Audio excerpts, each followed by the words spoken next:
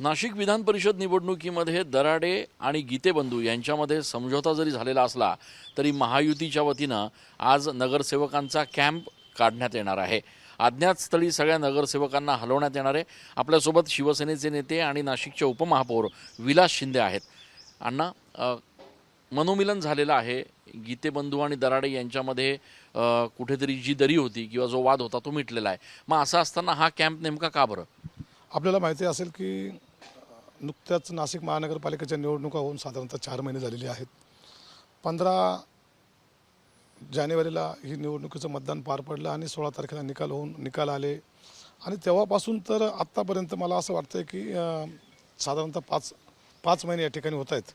या 5 महिन्यामध्ये आमचे सन्माननीय सर्व नवनिर्वाचित नगरसेवक असतील, नगरसेविका असतील, यांनी आपल्या प्रभागामध्ये काम करत असताना आणि ह्या निवडणुकीच्या अनुषंगाने प्रत्येकाचं म्हणणं होतं की जर एकत्र एखाद्या ठिकाणी आपण गेलो तर विचारविनिमय होतो, शहराच्या किंवा विविध प्रश्नांवरती चर्चा होते आणि 2 दिवस सगळे एकत्र राहतात। त्या अनुषंगाने हा कॅम्प काढला आहे। दुसरं मला असं वाटतं दुसरं काही कारण नाही याच्यात कॅम्प काढण्यासारखं। निवडणुकीचा हा एक भाग झाला, परंतु त्या निमित्ताने हा कॅम्प काढलेला आहे।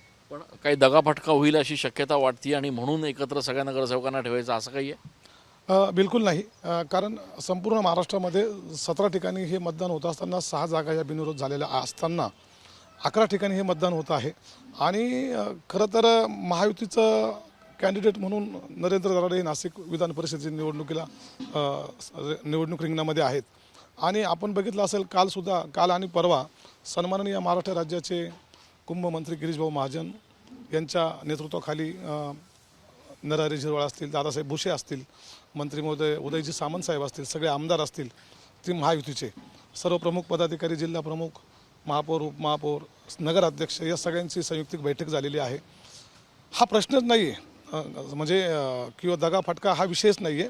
परंतु कसं होतं आहे की आता निवडणूक आयोगाच्या नियमाप्रमाणे ही निवडणूक तर लागलेलीच आहे। जर यापूर्वी माघारीचा जो टाईम दिला होता त्याच्या अगोदर जर ही माघार झाली असतं तर मला असं वाटतं बिनविरोध ही निवडणूक डिक्लेअरही होऊन गेला असतं उमेदवार।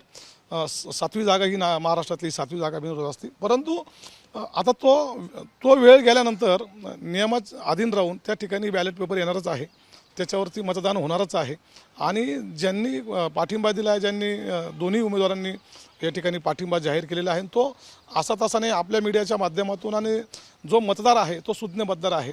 मतदार हा लोकप्रतिनिधींचं नेतृत्व करणारा मतदार आहे, लोकांचं नेतृत्व करणारा लोकप्रतिनिधी हा मतदार आहे।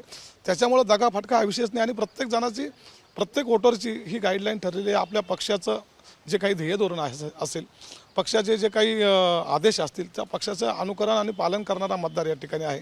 निवडणुका येतं आणि ती मतदानची प्रक्रिया जी आहे ती सरळ आहे। त्याच्यामुळं मला 100% खात्री आहे की याच्यामध्ये दगाफटकाचा कुठलाही विषय नाही। मतदार आमचा सुज्ञ आहे, मतदार हा वैचारिक पातळीची असलेला मतदान आहे आणि पक्षाच्या ज्या गाईडलाईन त्याला मानणारा मतदार आहे। त्याच्यामुळे 100% हा निकाल आजच लागलेला आहे। परंतु जी निवडणूक प्रक्रिया आहे ती प्रक्रिया आता पूर्ण करण्यासाठी हा जो वेळ जाणार आहे त्याच्याकरता ही सगळी आम्ही सगळे कॅम्पसाठी 2 दिवस जाणार आहोत। साधारण किती वाजता निघणार आणि काय पुढचं नियोजन, म्हणजे कशा पद्धतीने कुठं थांबणार, काय किंवा कसं? असं आहे, वरिष्ठ जसा आदेश देतील, कारण ही सगळं निवडणूक जी आहे ही पक्षाच्या वरिष्ठ लेवलला महायुतीचे जे काही प्रमुख नेते आहेत त्यांच्या मार्गदर्शनाखाली ही निवडणूक प्रक्रिया पार पडते आहे आणि त्याच्याकरता वरिष्ठांनी त्या ठिकाणी आम्हाला दुपारी 2 वाजेची वेळ दिलेली आहे। 2 वाजेची वेळ आम्ही त्या ठिकाणी सगळे एकत्र जमून आम्ही त्या ठिकाणून वरिष्ठ सांगतील त्या ठिकाणी आम्ही जाणार आहोत। खूप खूप धन्यवाद। दुपारी 2 वाजता महायुतीचे सगळे नगरसेवक जे आहेत ते या ठिकाणी कॅम्पसाठी निघणार आहेत। दगाफटका कुठल्याही परिस्थितीत होणार नाही। पक्षाच्या विचाराचे सगळे नगरसेवक आहेत, मात्र जी प्रक्रिया आहे ती या ठिकाणी पूर्ण करण्याच्या निमित्तानं का होईना हे सगळे नगरसेवक जे आहेत ते एकत्रित या कॅम्पसाठी जाणार आहेत आणि त्याच्यामुळे आता त्याची तयारी जी आहे ती दोन्ही पक्षांमधनं सुरू आहे। कॅमेरा पर्सन नागनाथसह मी चंदन पूजा अधिकारी, TV9 मराठी।